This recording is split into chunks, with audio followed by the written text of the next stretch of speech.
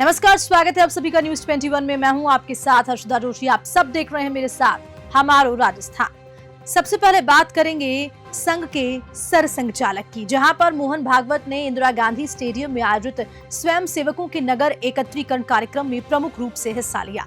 इस कार्यक्रम में उन्होंने स्वयं सेवकों को मार्गदर्शन किया और साथ ही साथ आगामी शताब्दी वर्ष की तैयारी के बारे में चर्चा की।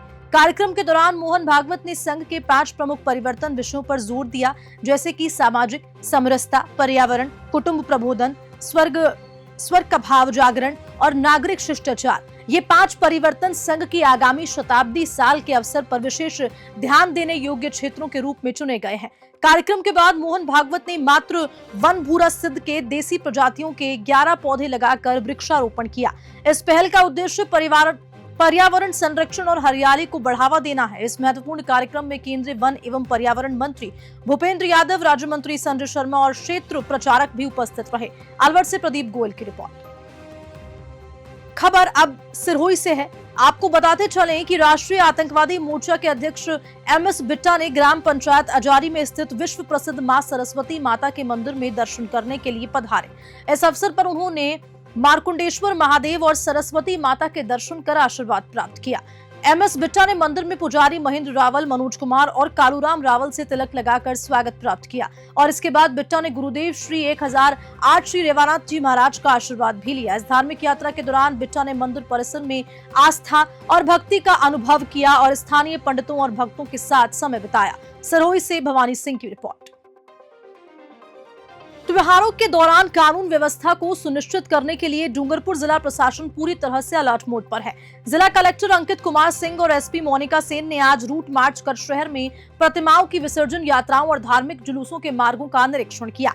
रूट मार्च के दौरान अधिकारियों ने डूंगरपुर शहर के विभिन्न महत्वपूर्ण स्थानों का दौरा किया। उन्होंने मार्ग में बिजली और केबल के तारों को सुरक्षित ऊंचाई पर करने, अतिक्रमण हटाने और साफ सफाई के निर्देश दिए गए। प्रतिमा विसर्जन और धार्मिक जुलूस के दौरान ड्रोन के माध्यम से निगरानी भी रखी जाएगी। इसी के अतिरिक्त 2 नदी पुल पर प्रतिमाओं के विसर्जन स्थलों का भी निरीक्षण किया गया। यहां पर्याप्त मात्रा में पुलिस और सिविल डिफेंस के जवान गोताखोर तैनात रहेंगे। घाट पर जमी काई और झाड़ियां हटाने के लिए भी साफ सफाई के निर्देश जारी किए गए। किन किन चीजों को देखा गया, क्या तैयारियां हैं? देखिए, जैसा आपको पता है कि आगामी 2 दिनों में त्यौहार का माहौल है और उसमें जुलूस प्रकार का आयोजन भी किया जाता है। तो उसी के तहत आज हमने और SP साहब ने ज़िले के अंदर जो जुलूस का रूट रहेगा उस पर हमने निरीक्षण किया और कुछ डायरेक्शंस थे अपने, जैसे कि कोई पे तार वगैरह हमें ऐसा लगा तो उसके लिए भी हमने डायरेक्शन दिए हैं।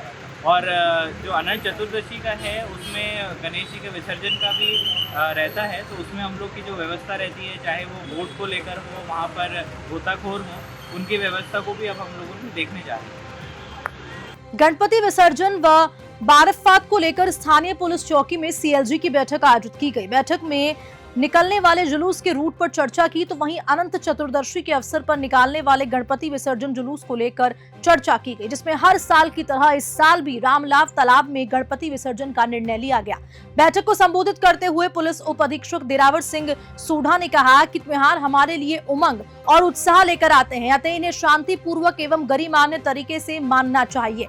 CI कपूराराम ने कहा कि कानून की पालना करते हुए त्योहारों का वातावरण को उत्साहजनक बनाए रखें। जरा सी गलती भी त्योहारों का मजा किरकिरा कर सकती है। किसी एक की गलती से बहुत से लोगों के लिए परेशानी पैदा हो सकती है। इस मौके पर तहसीलदार, नगरपालिका अध्यक्ष, लेखाधिकारी, शहर चौकी प्रभारी सहित CLG सदस्य मौजूद थे। सोजो सिटी से नथाराम बोरना की रिपोर्ट।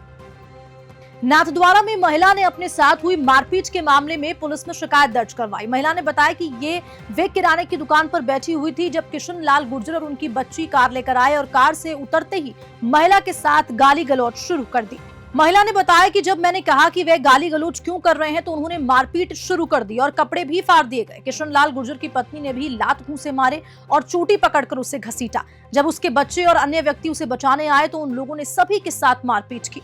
महिला ने जब वे पुलिस को फोन करने लगी तो उन लोगों ने उसका फोन तोड़ दिया और उसकी दुकान में काफी तोड़फोड़ की गई और उसका नुकसान किया। महिला ने नाथद्वारा पुलिस से इस मामले में कार्रवाई करने की मांग की है। राजसमंद से प्रमोद जोशी की रिपोर्ट। क्या नाम है आपका? मेरा सीमा सोनी नाम है। मैं गाँव दुर्गम की रहने वाली हूँ। हमारे को 9 तारीख को शाम को रात को गुर्जर समाज ने आके हमारे पे हमला किया 50 आदमी ने।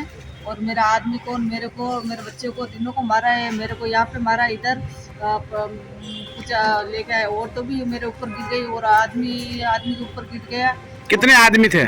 50 आदमी थे साथ में। तो क्या तोड़ा फोड़ी की आपके घर में? मेरे घर को पूरा खर बिकर कर दिया, पूरा तोड़ दिया, मेरे संडास को पूरा बिखेर दिया। क्या लड़ाई किस बात की थी? कुछ बात नहीं थी। आया और बाहर से आते ही गाली देने लगा। तो मैं बोला, भाई तेरे मेरे क्या झगड़ा हुआ हो तो बोल, तू तेरे मेरे क्या दुश्मनी है क्या? तो आते ही मेरे संडास वगैरह को तोड़ दिया, मेरी दुकान को बिखेर दिया। आपने एफआईआर दर्ज कराई क्या इसमें? कराई दी थी।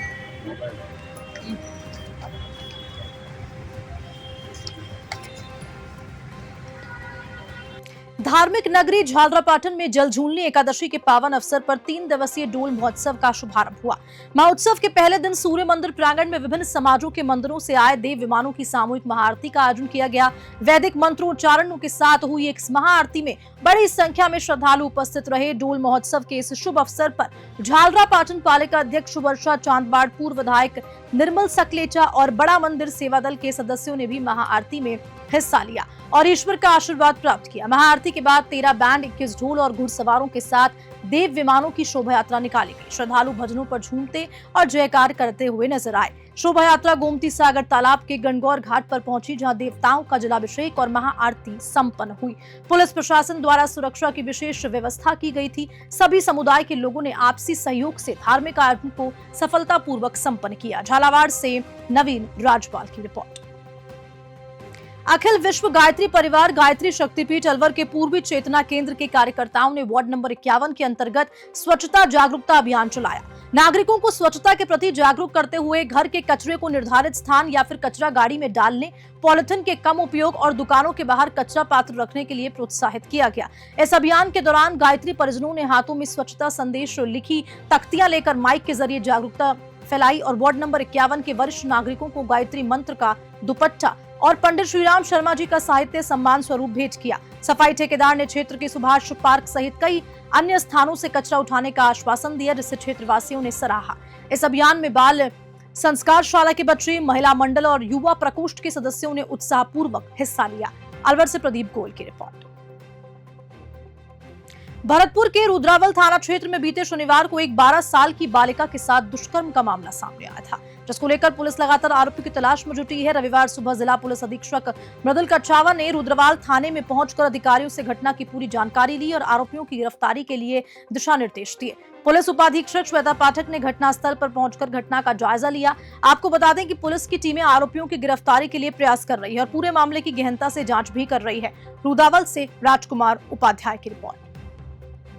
राजस्थान में विश्व हिंदू परिषद यानी कि वीएचपी और बजरंग दल ने मुख्यमंत्री के नाम उपखंड अधिकारी बीनू देवल को ज्ञापन सौंपा है, जिसमें उन्होंने कट्टरपंथी मौलानाओं के संरक्षण में इस्लामी जिहादियों द्वारा हिंदू धार्मिक आस्थाओं को ठेस पहुंचाने और दंगे भड़काने की घटनाओं के खिलाफ चेतावनी दी है।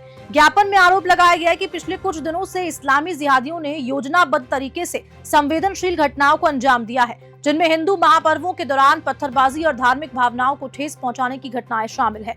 विश्व हिंदू परिषद के पदाधिकारी मदन त्रिपाठी ने कहा कि अगर मस्जिदों और मदरसों में पत्थरबाजी करने वाले मौलवियों और जिहादियों को गिरफ्तार नहीं किया गया और अवैध इस्लामी मजहबी स्थलों को ध्वस्त नहीं किया गया तो वो बाराफात के जुलूस को हिंदू धार्मिक स्थलों के सामने से निकलने नहीं दिया जाएगा। उन्होंने सरकार, प्रशासन और मुस्लिम समाज को इस स्थिति के लिए जिम्मेदार ठहराया है। चित्तौड़गढ़ से विकास जोशी की रिपोर्ट। आज जो हम ज्ञापन देने आए हैं, जो जहाजपुर में जो घटना हुई है, भिलवाड़ा में गणेश पंडाल पर पथराव हुआ है और पूर्व में भी अन्य जो कृष्ण जन्माष्टमी पर और उदयपुर में जो घटनाएं हुई है, उस घटना से समस्त हिंदू समाज जो है उसमें रोष व्याप्त है और आज विश्व हिंदू परिषद, बजरंग दल और समस्त हिंदू समाज के लोग यहाँ आए हैं और प्रशासन को ये चेतावनी देने के लिए आए हैं कि अगर इनके खिलाफ सख्त से सख्त कार्रवाई नहीं की गई और दोषियों के खिलाफ बुलडोजर की कार्रवाई की जावे और उनको सख्त से सख्त सजा दिलवाई जावे, अन्यथा समस्त हिंदू समाज रोड पर उतरकर उसके खिलाफ विरोध प्रदर्शन करेगा,